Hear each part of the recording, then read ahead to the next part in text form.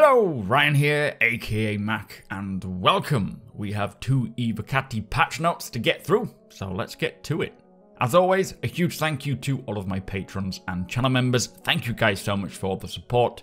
And if you do enjoy my videos, please do consider subscribing and helping the channel to grow. So since my last Evocati patch notes video, there has been a couple of new builds. For the first one being 317G. For locations, it brought another river polish pass to make the rivers less angular and have more of a natural flow.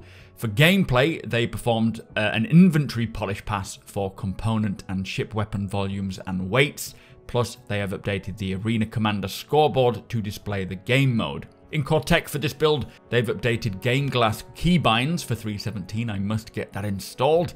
Plus, there have been 13 bug fixes, 2 client crashes fixed, and 2 server crashes fixed. Now, for the most recent build, being 317H, for gameplay updates, they have polished the shop sale prices, increasing the minimum and maximum sale prices when selling items to shops. They have also polished ship weapons by increasing stagger fire thresholds to include all weapons up to 750 RPM to allow for the option of stagger fire.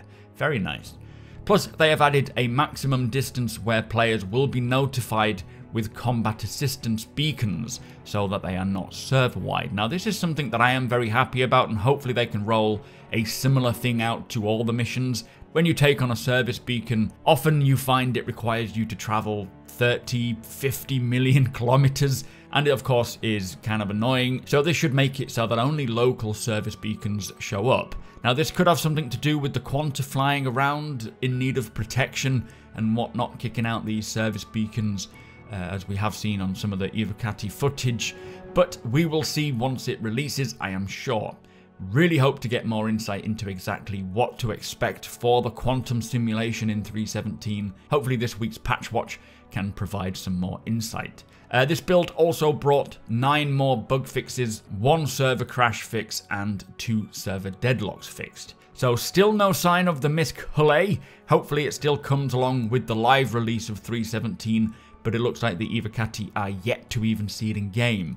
Also, I do think it's safe to say that the Scorpius will be in a 317.x patch, more likely Invictus around May, but we are yet to be updated on both of these ships. Now, in regards to getting Alpha 317 out to Wave 1, last week CIG were aiming to perform a stress test with the intention to release to Wave 1 on the 25th, based on how well that went. Unfortunately, that build was not in the state that CIG were hoping for, with them saying, "We are still working on a few things in the background, so we unfortunately have to move the stress test till tomorrow," which got put on hold as well as they look into a possible fix for an infinite loading issue, which is what seems to be holding this patch up at this time.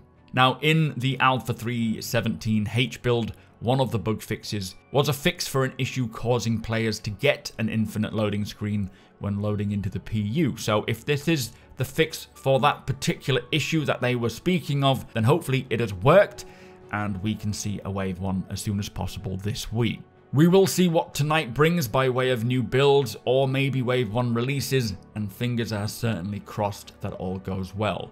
But that is the latest on the Evocati 317 front. We are not far away from it starting to roll out through the rest of the waves. But with that said, thank you so much for watching. Be sure to come and hang out over at twitch.tv/supermacbrother. You are all more than welcome over there. Hit the thumbs up if you don't mind. It does the channel a big favor, and tick that notification bell if you would like to be notified when my videos go live. Again, huge thank you to my patrons and channel members. Thank you for watching, and I'll see you in the next one.